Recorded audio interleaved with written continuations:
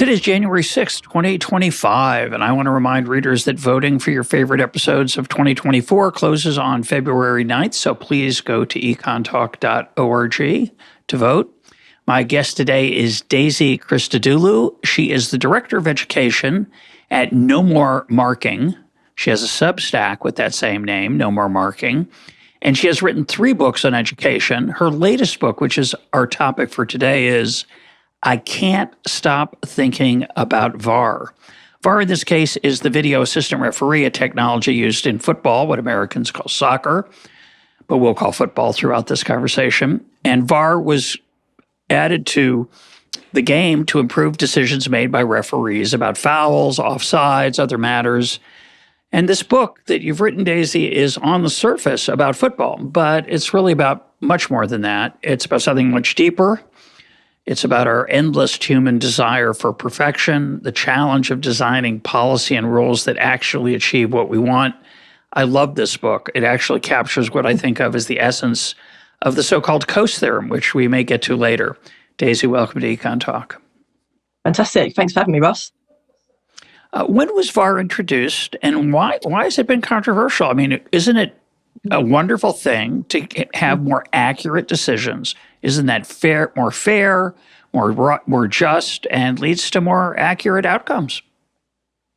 Well, definitely. No one would argue with any of those things. We all want more accurate decisions in sport and in life.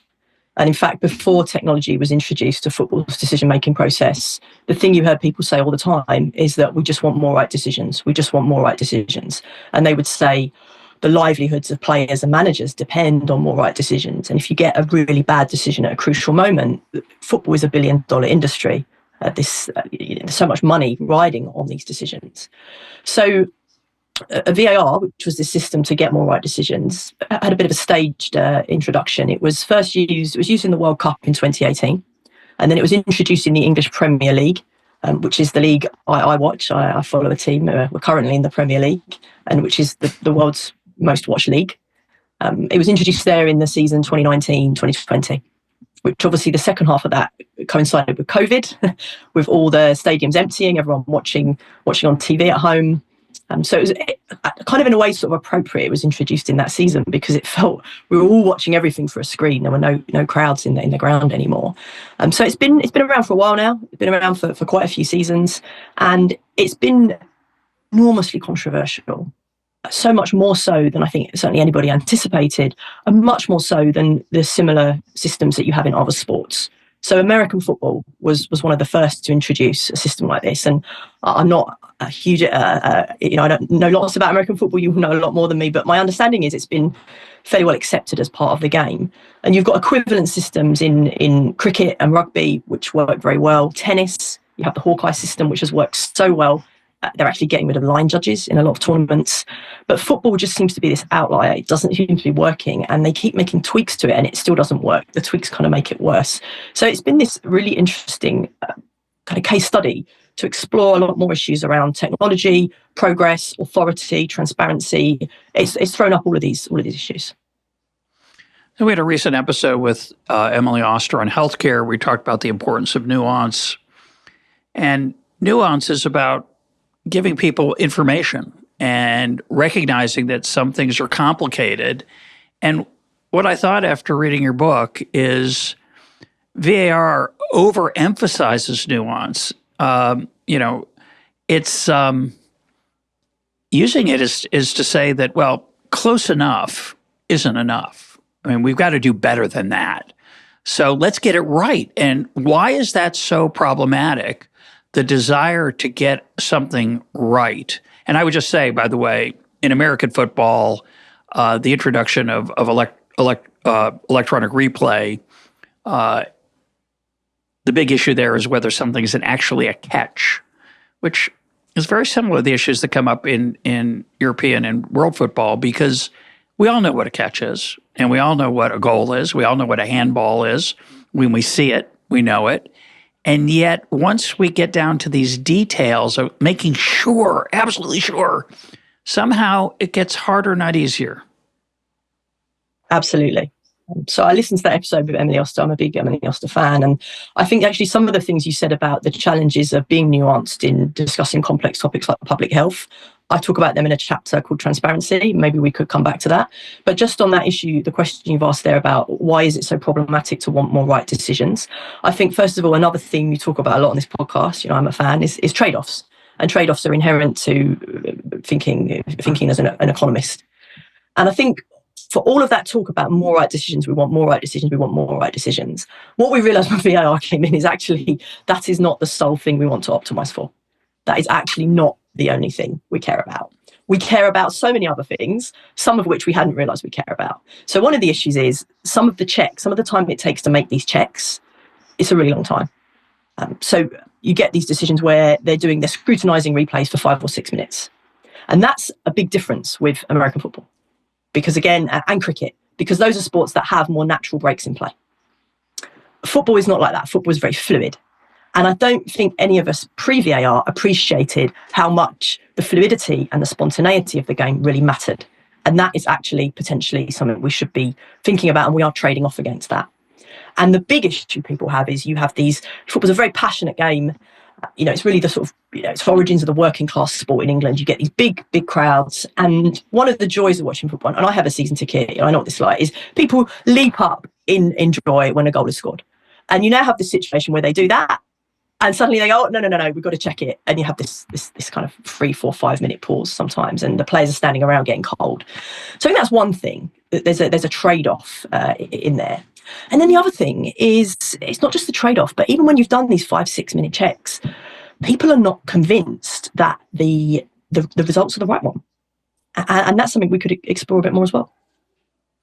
It's kind of shocking. As I said, you'd think, well, you look at it, and of course, in modern technology, of all these different angles, often to evaluate and assess. And sometimes when you look from all those different angles and you take 5 or 6 minutes, you're still not sure. In American football, what happens is while that 5 or 6 minutes is going on, they're talking to an expert in New York, usually, who's a former referee, and he explains what the right decision is. And a lot of times, it's not what they decide. And it's infuriating to the team, obviously, that got their good fortune or good play reversed.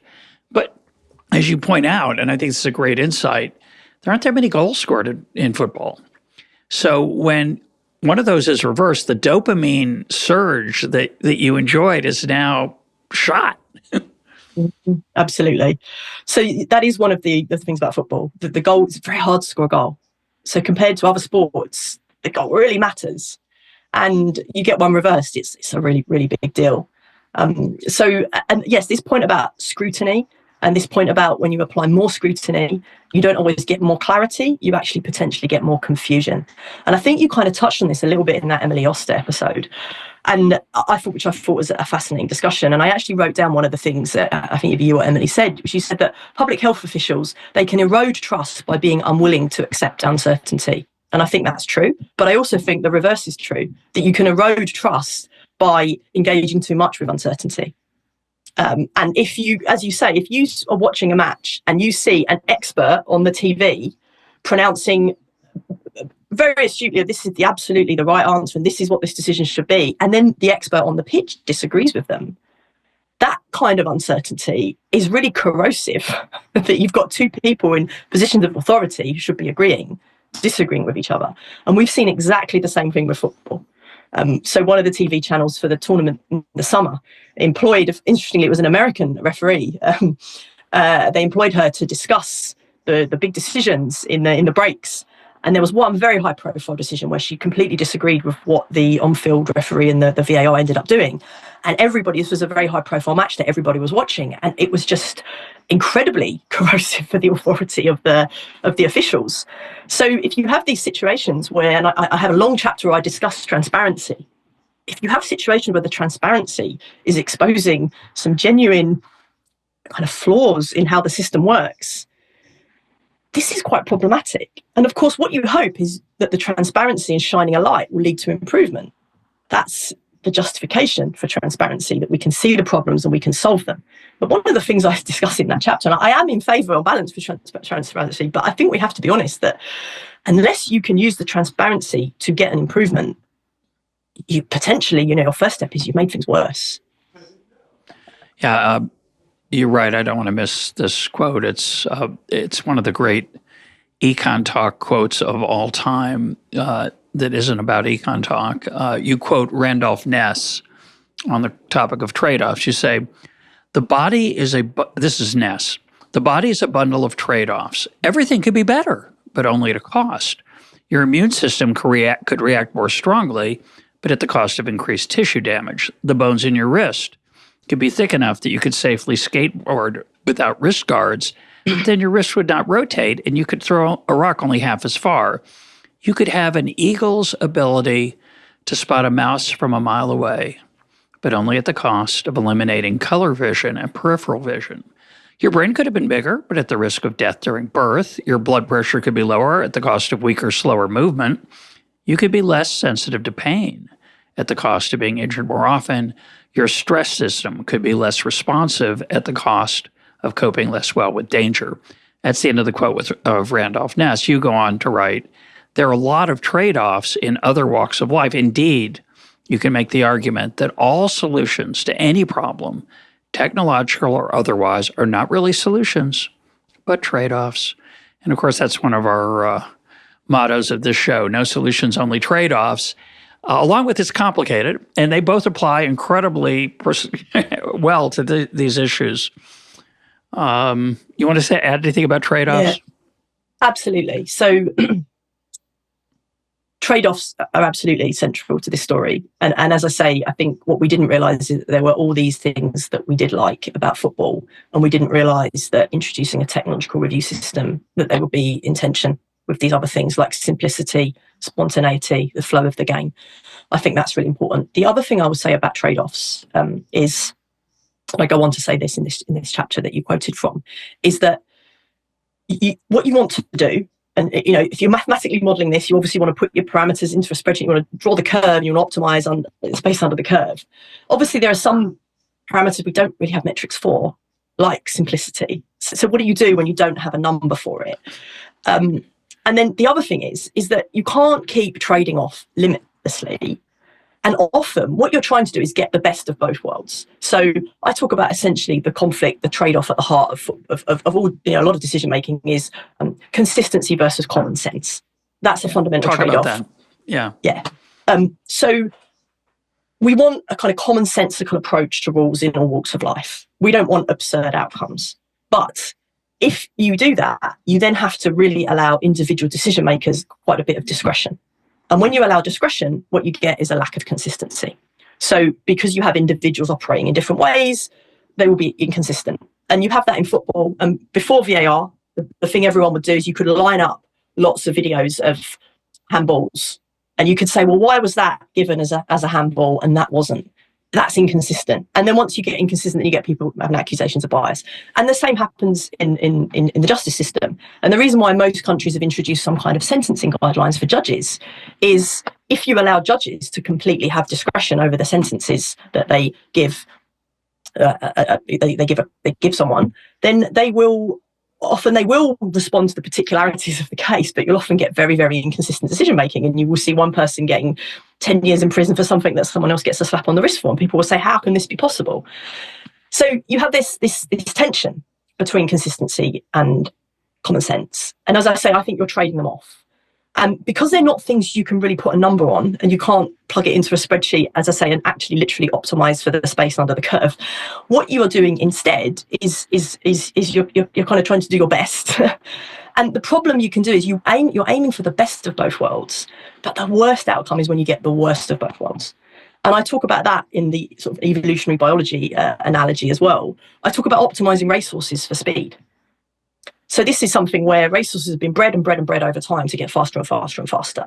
And the trade-off, as Randolph Ness is talking about, the trade-off is their bones get lighter. And then you get to the point on the curve, as I say, where their bones break and they have zero speed. So you've ended up with nothing. And the thing I say is you've given up everything for nothing. And I think that's what a lot of people feel about VAR now.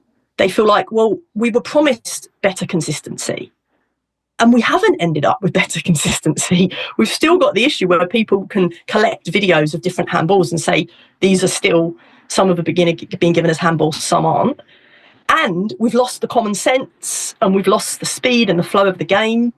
So it's like the racehorse with the broken bones. We've tried really hard to get the best of both worlds and we've ended up with nothing. And that's the situation I think we're in with. So I think for me, this was the most profound part of the book. I like lots of different parts of it, and it resonated with me in different ways. But there was something in here that I'd never thought of, and it comes to this point of certain things you can't put a number on. There are also certain things you can't observe, and one of those is human intention. So you obviously cannot intentionally hit a ball with your hand into the goal. Or advance the ball well before the goal is scored, which is a whole other can of worms that VAR has opened. But you're allowed to have, quote, incidental, I don't know what the wording is, it actually doesn't even matter. But if in passing, in unintentional contact, a kick is made that brushes against your arm with zero intent, you don't want to stop play for that. But of course, we can't observe intent. Not only can we not measure it, we could say it's a 0-1 in this case. Most of the times in life, it's something actually not 0-1. We think of it that way. But I think the most extraordinary insight that you have is that in many of these situations, we're trying to impose a categorical system on-off, onside, offside, goal, not goal, touched by your hand, not touched by your hand, using something that is in fact continuous. So this comes from an essay by Richard Dawkins called The Tyranny of the Discontinuous Mind. So give us Dawkins' argument and how you've applied it to football and this issue. Absolutely. So I think Dawkins makes a really good point that a lot of the things we think of as being categorical are not categorical. They're continuous. So he gives a lot of examples again from evolutionary biology. He talks about quite a weird one where he talks about if we were to go back to your 200 millionth ancestor, great-great-grandfather or whatever, it would be a fish. But there's a smooth, unbroken continuity between that fish and you. And that's quite difficult to get your head around. He says there's no sort of discrete break, really, where you can say, the fish turns to a human. The other example he gives, which is a bit more everyday and has practical applications for everyday life, is and very relevant to the discussion you were having with Emily Uster last week, is safety and risk. So people will they will ask scientists, is this safe, yes or no? And safety and risk are not discrete categories, they're continuous. And you saw that really, really, so much with obviously the COVID vaccines and with COVID in general. So what you're doing with a lot of these really difficult situations is you've got a continuum, and you, in many cases in life, have to draw a line on the continuum, and you have to say, well, we've got to draw the line. The stuff on this side is something, and the stuff on this side is not that something. And that line is very often quite arbitrary. And the word arbitrary, so the reason I'm really interested in this, little aside, I work in assessment. And these things are hugely important in assessment. And people spill lots of ink about assessment, and they spill lots of ink about the meaning of the word arbitrary. What does it mean for something to be arbitrary, where you draw that line? And because in assessment, you have a similar thing, that student attainment is on a continuum. And we often have to draw lines. We draw lines for there to be grades. And we also draw lines to get into certain programs or not. So you will say we will draw a line, and if you are this side of the line, you can be eligible for this very elite university or college or what have you. And if you are this side of the line, you can't. And that line is often quite arbitrary. And often the measurement error of the underlying distribution will mean that two things either side of that line, we cannot say with any certainty that they really are. That as far as we know, they are actually probably very similar. So this is a huge issue. Or reversed. The one you ranked a little bit higher above the line, and this one a little below. It's actually, there's error. Yeah. So Dawkins is completely right to talk about the tyranny of the the tyranny of the discontinuous mind. That we do view a lot of things that are continuous as categorical. But I also say that whilst Dawkins is completely right about that, the opposite mirror image cognitive distortion is the anarchy of the continuous mind, which is where you think, well, because everything is continuous and because everything's on a continuous scale, that there is no difference between one end and the other end. And it's like, well, no, there is. There is still a difference between a fish and a human. There are some things which really are quite safe and some things which are not. So the really kind of the real burden of authority is that sometimes you have to draw a line and you have to hold the line. And that is hard, because there will be moments where you have to hold that line, and you will probably know deep down, if you're being honest with yourself, that that line has an awful lot of uncertainty. And that's true in so many walks of life. Yeah, and economists are very sensitive to this in a way that I think non-economists aren't. The safe thing. What do you mean there's continuing? It's either safe or it's not. And that's a desire. We wish that was true, but it isn't true. Everything that is, quote, safe has some downsides, and everything that is, it's a longing, not a fact. But I think the other deep point here, I think there's a couple of things I wanted to add. Your point is that, the line is arbitrary. Coase's insight, and I'm not going to go into why this comes from Coase. People will link to some other episodes we've done, and maybe that talk about this. But Coase's insight is, once you draw that arbitrary line, you're going to change incentives. So if you draw it way over here or way over here, you're going to get different behaviors by the different participants. And that will have implications for the quality of the football that you watch. It may be more just, but it means that the game might be less entertaining. And so that's the fundamental trade-off I've already talked about. But the other insight, and this I thought was also incredibly deep that you bring, where you draw the line fundamentally has to be a question of language, not measurement. And so when you're talking about, say, a handball, it might involve intention, or the phrase clear and obvious, or something about made a difference in the play. And once you do that, you're unmoored. You don't want to be. In fact, that's why you put the language in there, is to exactly get the right thing. But you're fundamentally taking a continuous variable and using a non-measurable metric to decide where the line is drawn. And by definition, it's going to lead to discontent.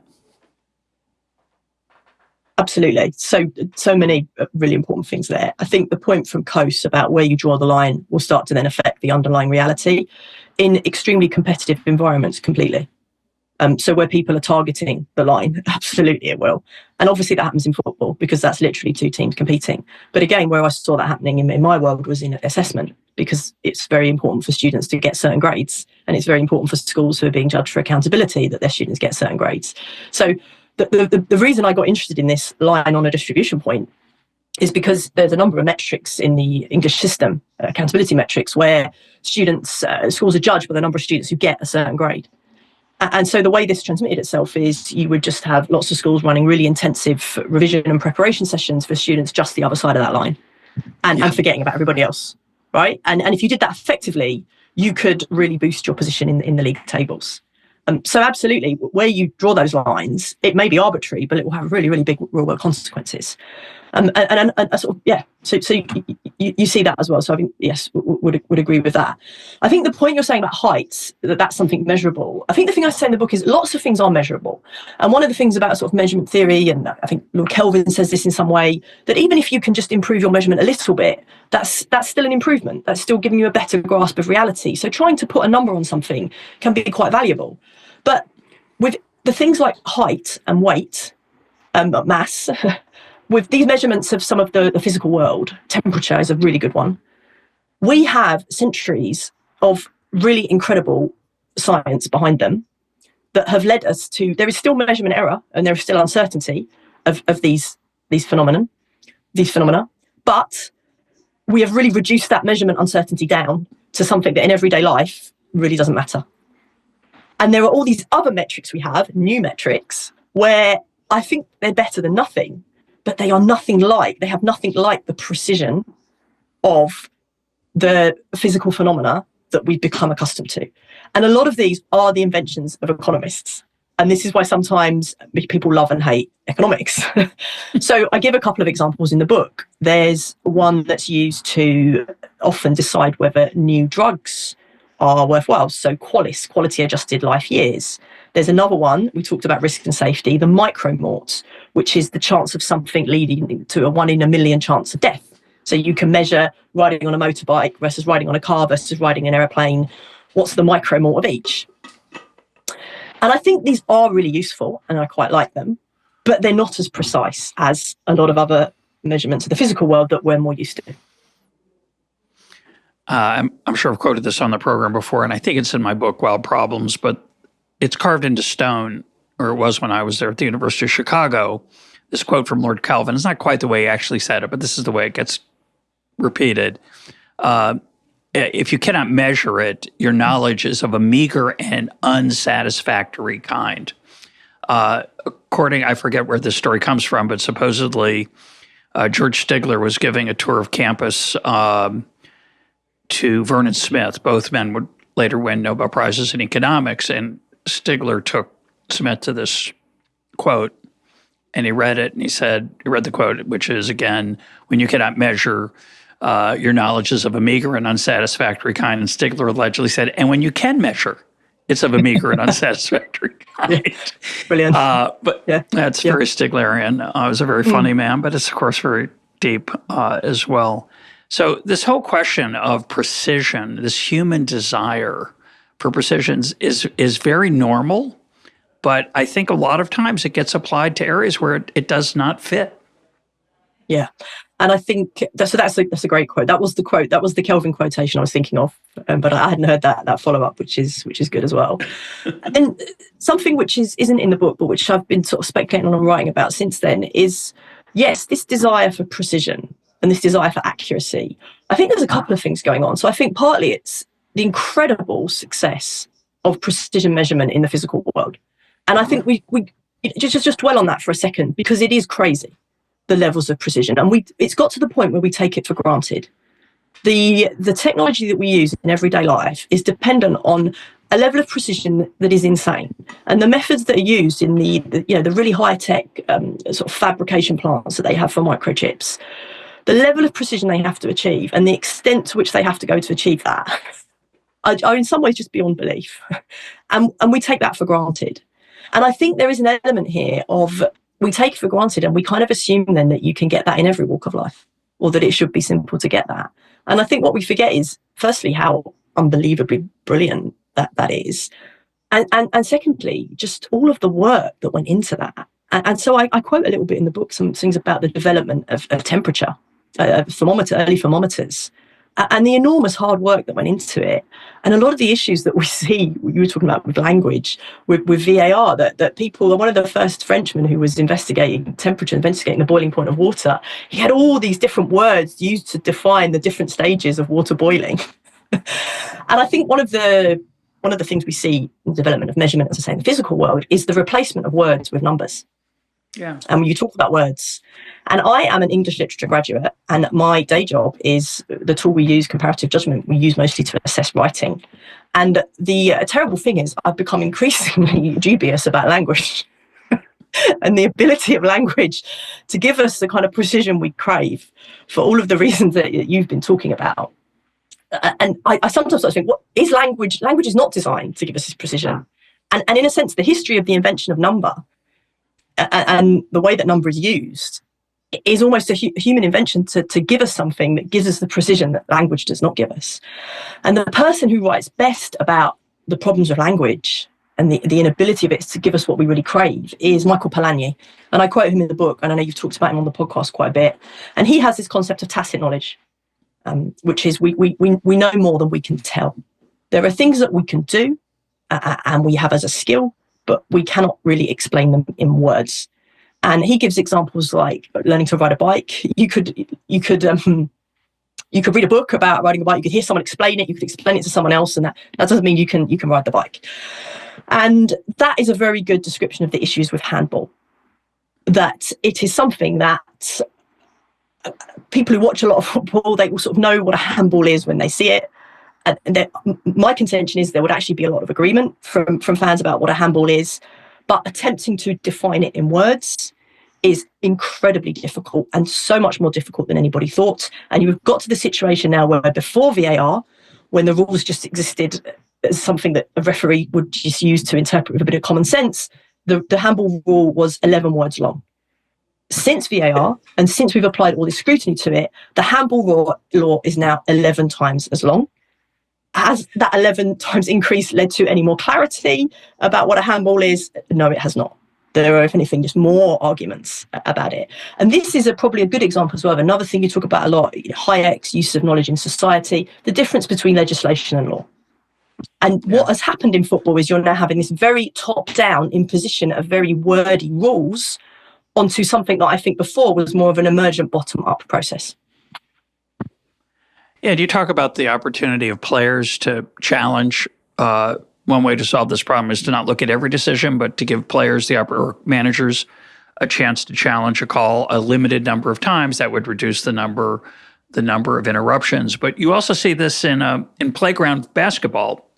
Playground basketball doesn't have a referee, but everybody who plays, and it's different where you play, but on a particular court where people play frequently, there's an understanding of what's a foul and what isn't a foul, even though, of course, you can't write it down.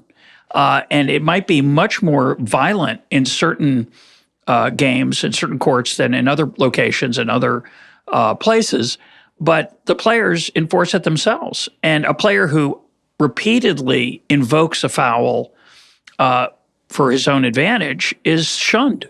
And that decision of what is a foul emerges from the bottom up of all these countless interactions and the play that's that they have together. I want to just say one thing. Yeah. No, go ahead. You did an episode about 10 years ago with Michael Munger on just this, on different sports and how they police themselves, and often how a lot of that policing is done from the bottom up. And I think not just how they self-police, but I even think a lot of the way that referees apply laws and officials apply laws, there is an element of a sort of bottom-up tacit knowledge about how that was applied. At least that was the case in the pre-VAR era. And one of the things I say is what you've got with all of the technology in sport is you have rules that were drafted in the 19th, in a lot of the English sports in the 19th century. These rules were drafted in the 19th century in a completely pre-technological era, really. And what we are now attempting to do is to graft kind of 21st century technology onto this system of laws that was not designed for that level of scrutiny. And that's often where you're getting the tension and getting the clash. I'll just say one more thing about tacit knowledge, and I want to segue to something else. Poetry is an attempt to explain things that we can't say in normal words, in prose. And in general, you'd think that would be inferior. An obscure set of words that has multiple interpretations that some people can't even access, that could more capture these ineffable human experiences like love, regret, sadness, poignance, bittersweet. These are all things that prose struggles with. And we have really good languages, but they're not enough. And poetry often gets closer, and sometimes music gets closer without any words, which is maybe ironic, maybe not. No, I think that's very true. And just in the way, as I say, of non-linguistic ways of communicating meanings, music, mathematics, we're a wordy culture, and we're in lots of ways a legal culture, and the law is based on words. And as I say, I'm a literature graduate, and my day job's assessing writing, so I don't want to be too down on this. But I guess because I run up against it every day, I see the limitations of it as well. I see the strengths, I see the limitations. I mean, if you want to take an evolutionary psychology perspective, like what is the point of language? Is language a truth-seeking missile? Is that its aim? And there's a lot of people in evolutionary biology who say, no, that's not its aim. Its aim is essentially to help you to tell nice stories about yourself, or its aim is to help you to lie. So, language, the vagueness and the imprecision of language is not a bug, it's a feature. That would be what a lot of people would say. And maybe I don't want to go that far, but we can't just communicate with language. It does have its strengths, but it can't do everything. And I think we're trying to press it into service in places where it's just not equipped to do the job. I want to try for you to give the flavor. You have a lot of different potential improvements for this current world we're in with VAR and the Premier League. And serious football fans can dig into those and make their own assessment.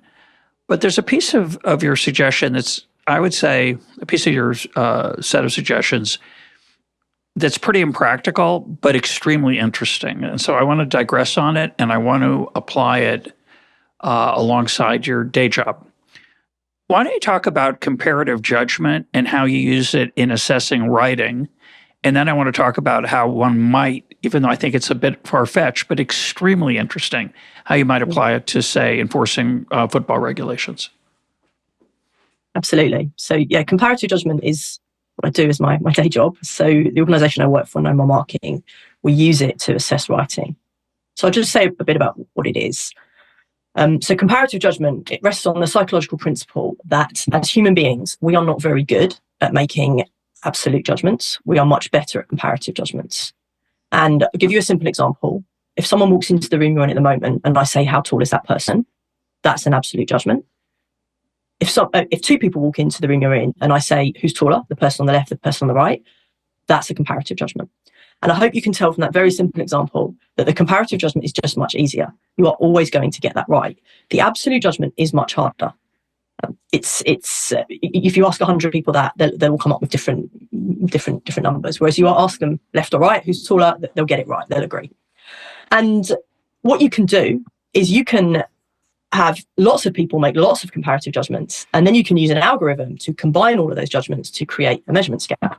And the person who first developed this algorithm, the law of comparative judgment, the theory behind it, was an American, Louis Thurstone, and he developed this back in the 1920s. So this is not a new idea. What we have done, and other people have done, what you can do now, is you can plug that algorithm into a piece of software, and you can instantly crunch all of the decisions, and you can start to do very interesting things. So what we do with students' writing is we will put all of the students' writing into our system. So let's say we will run assessments with maybe 100,000 pieces of student writing. And then what we'll do is we'll get the teachers, all the teachers of those students, we'll get them to make lots of decisions. So not just one or two, but lots and lots of decisions, lots of these paired decisions, these comparative judgments, where they will be looking at two pieces of student writing and they will say, which is better, the piece on the left or the piece on the right? And this is where we go back to the issue about language and about what is quality, is that before comparative judgment came along, what people would be doing is they would be looking at those essays one by one using absolute judgment, and they would be using a rubric, a mark scheme. They would be using a prose description of the quality that piece of writing should embody. And the problem with that is all the problems we've talked about is that the prose rubric, the mark scheme, does not do a good job of capturing what a good piece of writing is. Now, when you do comparative judgment, the teachers can look at the two pieces. There is no rubric. We have one criterion, which is the better piece of writing. And the teachers can make a professional judgment about what they think the better piece of writing is. And then this is the crazy thing, which I never get tired of, even though I've been doing this for nearly 10 years now, is that when you get people to make these judgments in what seems this incredibly subjective way, with no tick list, with no mark scheme, with no rubric, with just one very open-ended criterion, they have very, very high levels of agreement. And when you get them to mark those essays the traditional way, with the mark scheme and the rubric, they have much lower levels of agreement. So you have this weird paradox in that what feels like an incredibly subjective method of assessment, the data shows it is actually really quite objective. And the flip side is true, that when you have this very objective measure, seemingly very objective measure of assessment, which has all these tick lists, and you can say, does it feature this? Does this piece of writing feature that? Does it feature this? That when you crunch the numbers, people do not agree at all. You have very low levels, so it's actually very subjective. So we use this at scale in a number of countries. We use it in a lot of US schools. We work with a number there as well. And it works really well, and teachers like it. And the way I like to talk about it is it's almost like a machine or a method for capturing tacit knowledge. Because people always say they get worried before they've done it, and they go, what are people judging on? What are they making their decisions on? And they're making their decisions using tacit knowledge. Just that tacit knowledge of, I see that piece of students' writing, and there's just something that's maybe ineffably good about it. And there's this piece here which just isn't as good. And they make those decisions and they agree. And the other thing it does, and go back to the point about Coase, about incentives and where you draw the line causing incentives, is the problem again with words is that when you try and define things in words, you will often get these distortions. And we have a little collection of all the distortions that the traditional rubric or mark scheme causes. And a classic example, let me give you a classic example. In England, we have a mark scheme which, it's a part of the curriculum which talks about fronted adverbials as being a kind of marker of sophisticated writing. And a fronted adverbial is really just, it's when you say, suddenly I woke up. Suddenly is the fronted adverbial. It's an adverbial at the front of the sentence. And this has become something that people it's rewarded in the system. And so you'd think, well, isn't that a good thing? Because it does make their sentences more original and it does make them sound nicer. And no, because what happens is people teach to that. And then you have children using fronted adverbials that just don't make sense. So my favourite example is, forgettably, he crept through the darkness. And so that's the point where you have this incentive, and that student will then get a better mark than a student who has not used a fronted adverbial but has written something really very good, because they've got the tick on the list. And comparative judgment eliminates that. And I've given you that example, but I could multiply examples. There's examples about shifts in informality of register, which lead to students shoehorning in slang wherever they can. There's all these kinds of things. And the same thing happened in football. Because in football, and this is why I got interested in it, because in football, what you see with the handball rule is you've got to a situation where the ball brushes the hand and it can be given as a penalty. So you now see defenders, when they are defending, particularly in the penalty area, they will tuck their hands behind their back, which is completely unnatural. If you were running to try and defend the ball, you would have your hands by your side, but they tuck their hands behind the back. And sometimes you suspect that there are players, attackers, who are trying to hit the ball against the defender's hand to win the penalty. So this is all very economicsy, because it's all about incentives and how incentives shape behaviour. But what I'm saying about comparative judgment, to go back to that point, is that, as I say, it's a method of capturing the tacit knowledge of what people think is a good piece of writing and potentially what is or is not a handbook. Yeah, before we get to the application of how we might improve football decision making, I want to talk a little bit more about the no more marking and the comparative judgment. You said, as if this was a crazy idea, that some attackers might try to kick the ball into the hand of a defender to draw a penalty. But of course, attackers fall down all the time in the penalty area in hopes of having a different kind of violation, a foul, an illegal tackle. And this, of course, changed the game. As soon as it became as soon as we said, well, we need to protect attackers and we need to make sure that tackles are not illegal, of course, that changed the behavior of attackers radically, because the reward is enormous. So if you can fool a referee, and this happens in almost every sport, especially in basketball, it's very well known. It's called diving in football, and I can't even think about basketball anymore. But I want to go back to the grading, because the assessment of writing, because it's such an interesting thing. I taught economics for 30 years in the classroom. I graded all my own papers. Occasionally I would use a TA, but when I had a midterm or a final, which were a huge portion of the grade, I felt it was my obligation, even in a class of hundreds of people, to do my own marking. And I, of course, understood marking very well, until at the end of a long night, I'd realized I'd read 12 essays, and I'd grade one question at a time so that I could be consistent. I wouldn't want to just grade a whole set of questions by one student. I'd grade question 3. So I'd read 100 examples of question 3. And by about the 20th, I started thinking, wait a minute, didn't I have a question? Did I give that a 4 out of 5? What did I give that one 10 minutes ago? And I'd go back and look at it and think, wait a minute, that wasn't a 4? And et cetera, et cetera, et cetera. And eventually, often, I would do exactly what you're talking about. I would line them up by quality. But when you have 100 or more, even when you have 50, it's extremely difficult to do it. And it started to really bother me, because students cared a lot. And they, of course, felt it was unfair. And I have a lot more to say about that another time. But what I want to say is this, just to let you clarify something I think listeners might be unclear about. When you hear comparative judgment, you think, oh, it's all relative, meaning it's your standing compared to your peers. That's not really the point, because you don't have to give 20% Fs, Ds, Cs, Bs, and As. everybody could get a B or higher, for example, if they were all really good. But where you drew the line between an A and a B, you'd have to decide that when you looked at the actual essays.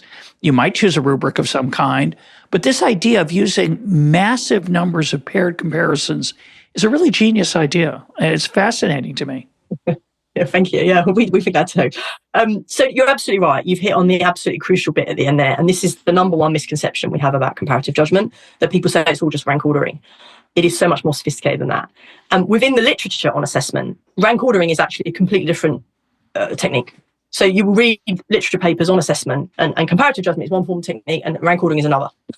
So comparative judgment will give you a rank order, but it gives you so much more than that. And when you use it at scale, it gives you a tremendous amount more than that. And it will essentially start to give you, if you use big enough numbers, effectively kind of an absolute standard. So let me give you an example of what I mean. We started doing what we're doing in the UK in 2017, running these very big, basically crowdsourced comparative judgment sessions. And we would get teachers from schools to upload the writing of all of the students, and those same teachers would judge them. And we would set it up such that all of the pieces of writing from the different schools, they're all linked. So, a typical assessment window for us will have, maybe 50,000 pieces of writing in it, and we'll have maybe 5,000-10,000 teachers judging, right? And this is in the chapter where I write about this, talk about the wisdom of the crowds. This is very wisdom of the crowds as well, because you're aggregating judgments. And it's also, you talk, as I say, about Hayek, uses of knowledge quite a bit. This is decentralized. Every teacher, even if it doesn't have to be the traditional way of assessing writing, you have this very hierarchical system where you have an expert examiner and then lead moderators. And our system is very decentralized and quite democratic. Like every teacher inputs into it. We do have metrics where we can see that they're taking it seriously and we can measure their internal reliability. But we're essentially trying to get lots of different opinions from lots of different people. And then to go back to your point about it not being rank ordering, what we do, as I say, we started in 2017, we link all of our assessments over time. Okay, so, in our first assessment, we were kind of coming up with a distribution of the scores for 50,000 students, maybe. And then when we ran our second one, we linked it to the first one, so they're on the same scale. And then we keep linking. So we've now got this giant scale that's got effectively, representing the scores of all the students who have taken part, over these last few years. And then you can decide where you want to draw the line, as you said. So if you have so the first step is you use comparative judgment to create the distribution. And once you start doing that over time, you're getting a really robust distribution. Then what you do is you decide where you're going to draw that line. So if you are someone who has incredibly high standards and you think, well, I think all these students are not writing as good as an 11-year-old should be writing, you can set your line to be really high. You can set it at kind of the 95th, 99%, or you can say only 1%. You can say, I don't think any of them are achieving at the level I would deem proficient. And you can set a bunch of different lines. And I know in America, a lot of people use beginning, developing, proficient. You can set those lines. You go for it. Or if you're feeling pretty generous, you can turn the slider right the way down. But then what you can do is once you've set that line, comparative judgment is very good at holding that line over time. So you can then hold that line consistently into the next session and the session after and the session after. And in fact, in England, a lot of the big exam boards here, so the big assessment organisations, they use comparative judgment behind the scenes to guarantee consistency over time. Because consistency over time is actually one of the hardest things to achieve in assessment, right? And I'll just say as well, all your anecdotes about marking, these are so true. And again, you get into the literature on this and go back to that point about, does the admission of certainty increase or erode authority? There are a lot of issues with traditional assessment and traditional marking, which I think a lot of the public are not aware of. And, that example you gave me, one of my favourite studies, quite a small scale study, is giving people 100 essays to mark one week. And then the next week, give them another 100 to mark. And what they don't know is 6 of the essays are the same both times. And you're laughing because you know that those 6 essays did not get the same mark each time. And so the point I'm always really keen to point out here, whenever I talk about this, I get people who I can see what they're thinking. They're thinking, look, all the other markers don't know what the standard is. And they might disagree, but I know I am right. And what I say is if the issue was just disagreement between human beings, we could potentially resolve that by having an expert. But the issue is so much worse than that. The issue is not disagreement between human beings. The issue is disagreement within the same human being. And that is not going to be resolved by hierarchy because that expert will disagree with themselves. Yeah, I mean, that's the whole idea that you think to yourself, oh, he or she's a really tough grader, and that's not fair. In the other section, but it's you yourself are a tough grader at the end of the night or the beginning of the night, depends on what you had for dinner. It's a really interesting thing. But I want you to talk about how you might apply this to football and the idea that you would show an enormous diverse audience of players, fans, and referees a set of videos and let them use that comparative judgment and create it's not a rule book. It's going to be how would you describe it? A landscape, something of a continuum of what is a handball. Mm-hmm. Absolutely. So yes, and I'm prepared to accept, as you said earlier, this is not necessarily something you're going to do overnight. It is a little bit out there. I get that. But I think it's worthwhile thinking about potential ways you could use this, because the other analogy I use is one of the issues with the current iteration of VAR is that people say, oh, it's using technology in sport. We've got to use technology. We've got to stay up to date. And my argument is it's actually a relatively backward use of technology, because what it involves is essentially using technology to get another human second opinion.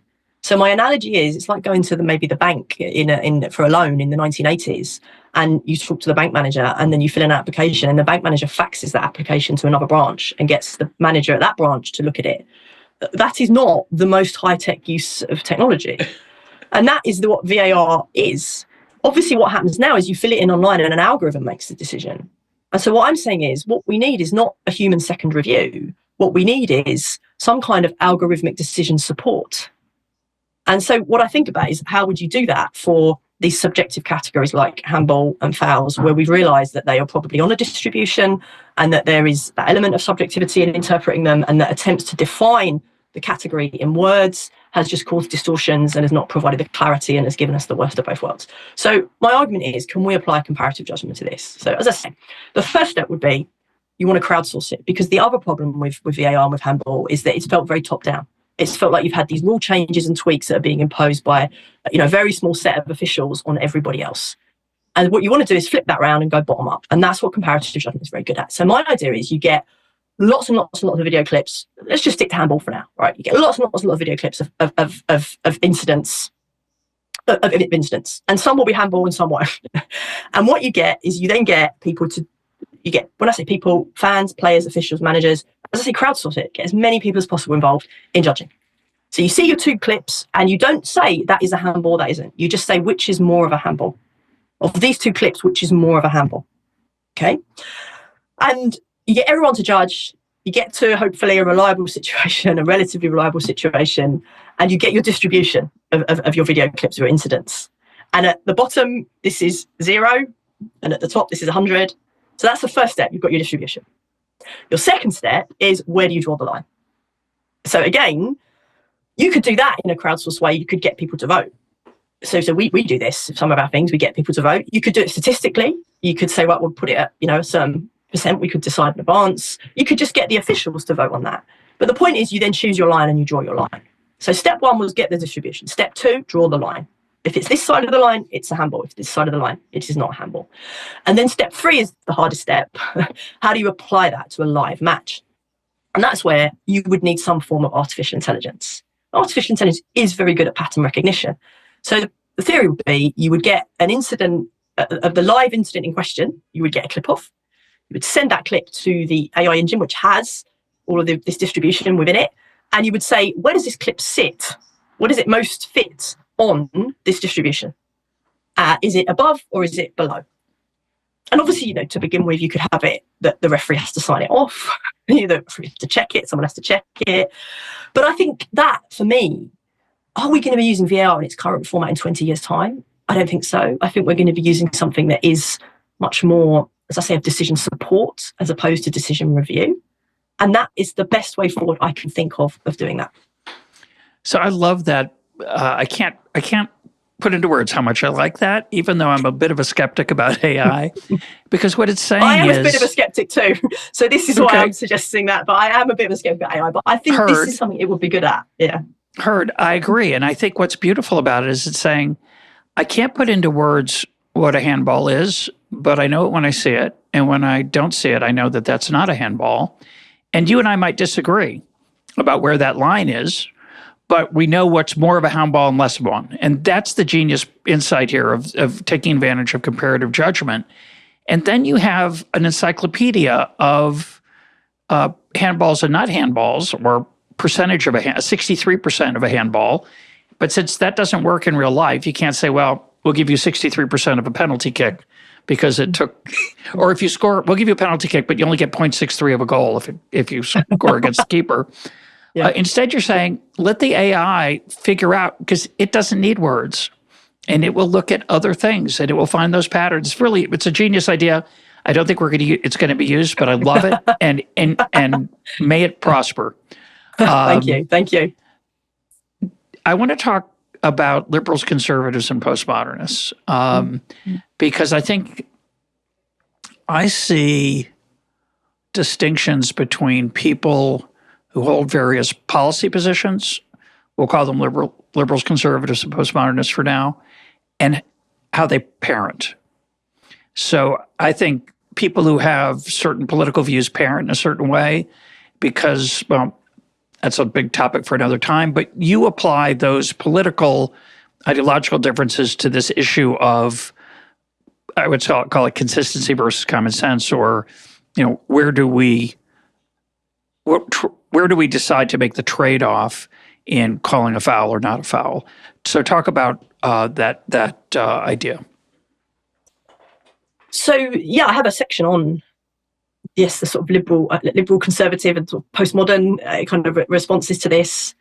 And I think the issue when VAR first came in is that it didn't sort of neatly map onto political positions, but essentially people who are probably liberals and perhaps a bit more comfortable with progress were saying, look, this has to happen. This has to happen. It's very, very backwards to not be using technology in sport.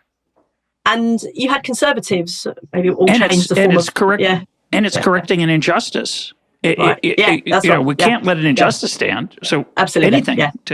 So it was about, I think, liberals being in favour of progress and being in favour of correcting injustices, and maybe being sort of forward-thinking, comfortable with the modern world, that kind of thing. And then your conservative is saying all the classic things conservatives might often say, which is unintended consequences. You don't know how this is going to play out. Change doesn't always make things better. Change can make things worse. You need to be aware of that. Why does it need to change? If it ain't broke, don't fix it, this kind of thing. and actually, football was relatively late to adopt technology. So the conservatives kind of did hold out for maybe a bit longer than in some other sports. And then I talk about sort of postmodernists. And the postmodern reaction is almost to be skeptical that there is such a thing as justice, and there is such a thing as any of these meta narratives. And maybe it's just all about kind of the entertainment and just who cares about that. So I talk about these sort of three different approaches, and particularly with the conservative and the liberal. What I say is there are truths, there are absolute truths on both sides, and I think the central truth of the liberal in this particular case, which is really hard to avoid, is that change is kind of always inevitably happening. And I think you talk about this again in one of your book about Hayek. He's talking about how you can't just because the whole reason you have to accept that prices change is that things change in the certain supply and demand of goods, and that happens, and you have to have a framework that allows for the price to rise or fall. And actually that kind of thing, conservatives often don't like prices rising or falling or changing, but Hayek would say you have to kind of live with that. And in the sense of football, the ultimate thing, which I think did in the end, a lot of conservatives said, look, we've got to go with this, is that you could keep the technology out of the game officially, for sure. But everybody in the country is watching on TV and watching slow motion replays. And maybe there's fans in the ground who have a phone and can see the instant replay. And then you just have the risk that you are bringing the game, you're making the laws a mockery because everyone can see that was a terrible decision. And there was a classic example. I know I don't want to go too much into example, but there was a very, very famous example. There's a couple of examples in the 2010 World Cup, and they happened to be on the same day, where there were 2 goals scored, where immediately, sort of seconds later, everybody watching at home knew the wrong decision had been given. And it was at that point where everyone said, this is just not feasible. You have got children growing up in the world who have never known a world without a million instant replays. And they are looking at this game and going, why couldn't you just intervene and turn that decision over? Right? And that is true. That's all true. Right? The liberals are right on that. And that has applications to a lot of other things. And then, the central kind of conservative truth is probably the unintended consequences of you could always make things worse. And all change, maybe as well as that, all change is a form of loss.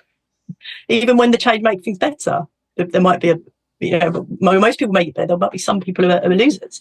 And the unintended consequences in this case have been enormous. And the unintended consequences have been all these things about the flow of the game, the spontaneity, the joy of the celebration, the fact that you have actually ended up not getting necessarily any of these right decisions, and you have got fans chanting in the grounds, it's not football anymore. So it's for me, why I got so interested in it is a classic example, as I say, of the truths of both the kind of progressive liberal attitude and the sort of conservative wariness of change. So those are the kind of conservative and liberal positions that I sort of stake out on this. Yeah, I think it's fantastic. And of course, we haven't talked about offsides because it's complicated for non-football fans, but yeah. Offsides is extremely important because it changes whether the game is more offense-oriented or defense-oriented, and the tenor of the game changes. And I think the conservative mindset is about preserving some of the flavor of the game. And the reason this is going to change, this current world, is that liberals don't like it because it's arbitrary. And conservatives don't like it because it's changed the game in ways they think have made it worse. And so I can't see it. I don't think the status quo is gonna last. I want to close. Yeah. Go ahead. No, I don't think the status quo is tenable. And I think just on that point of offside, again, offside is the most technical rule in football and the most complicated rule. So we won't get into the weeds of it.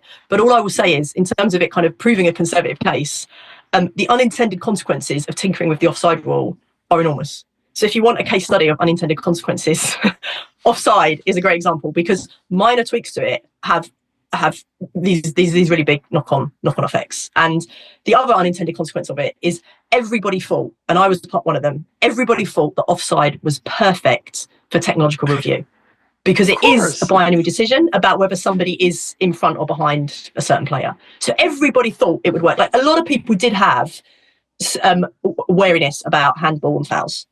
They did say, I'm not sure about this. Everybody thought offside it would work brilliantly for. And the biggest shock of VAR in the first kind of few months of it working was almost the most controversial decisions were the offside ones. And nobody could get their head around it. Like, how can this decision, which is tailor-made for technology, because the fundamental thing about offside is it's basically impossible for a human to actually make the judgment accurately, because you're asking them literally to look at 3 places at once. So the thing that nobody could believe, and is your classic kind of conservative unintended consequence, is how has this turned into the biggest controversy and the biggest mess of all? And that I really struggled with. I had to really stop and think about, because it was crazy. So I want to close with your last chapter, which is called Idolatry. A surprising name for a chapter title in a book about football, but it's a masterpiece. It's very short, this chapter.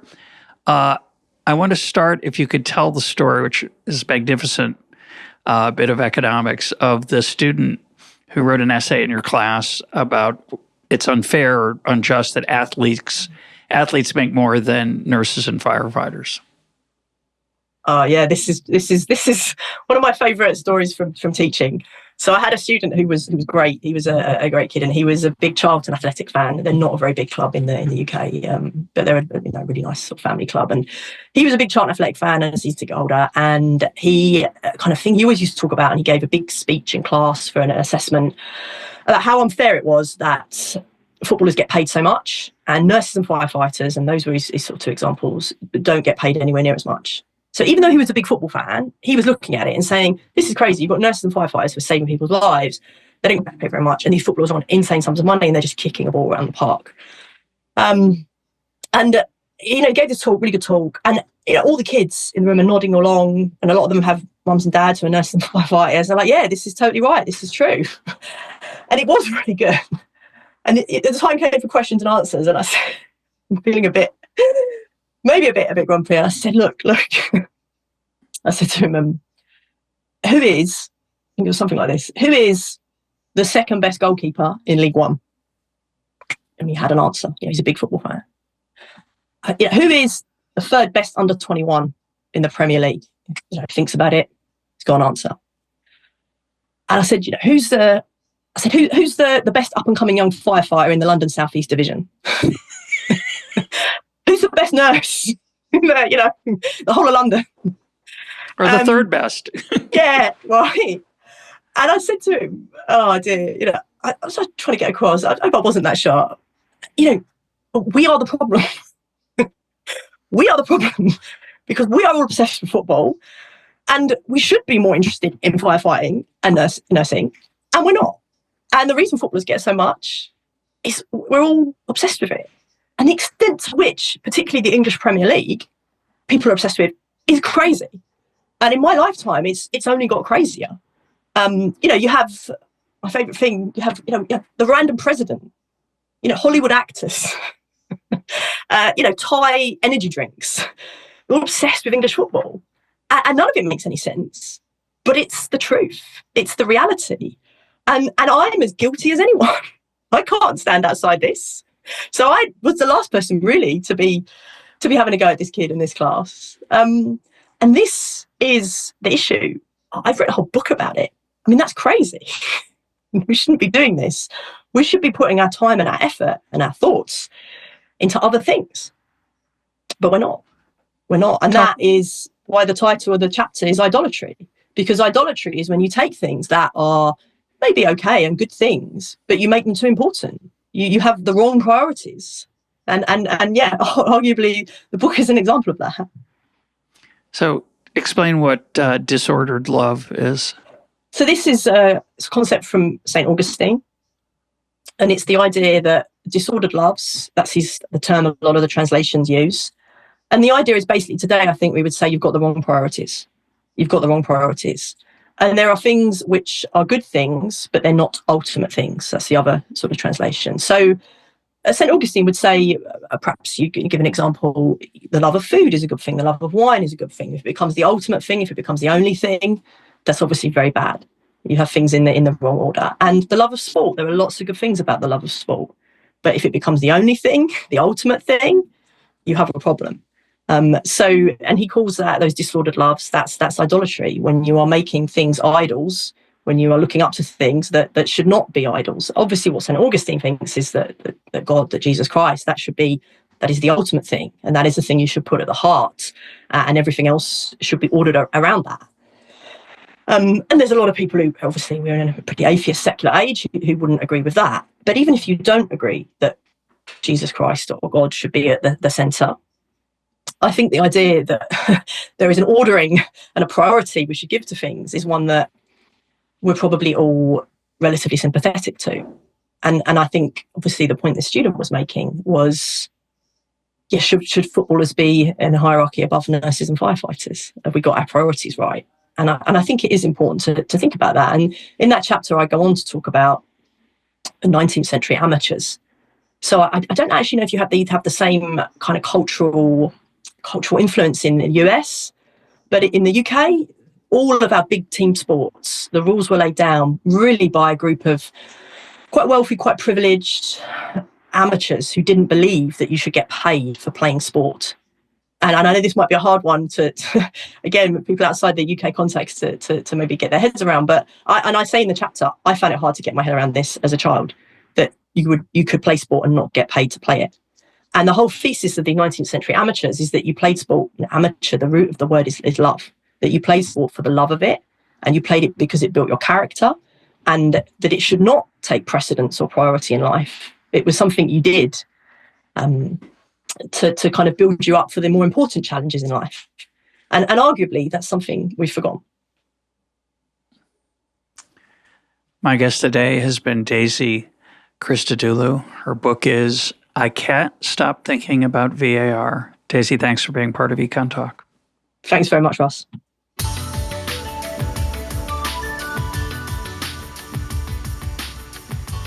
This is EconTalk, part of the Library of Economics and Liberty. For more EconTalk, go to econtalk.org, where you can also comment on today's podcast and find links and readings related to today's conversation. The sound engineer for EconTalk is Rich Goyette. I'm your host, Russ Roberts. Thanks for listening. Talk to you on Monday.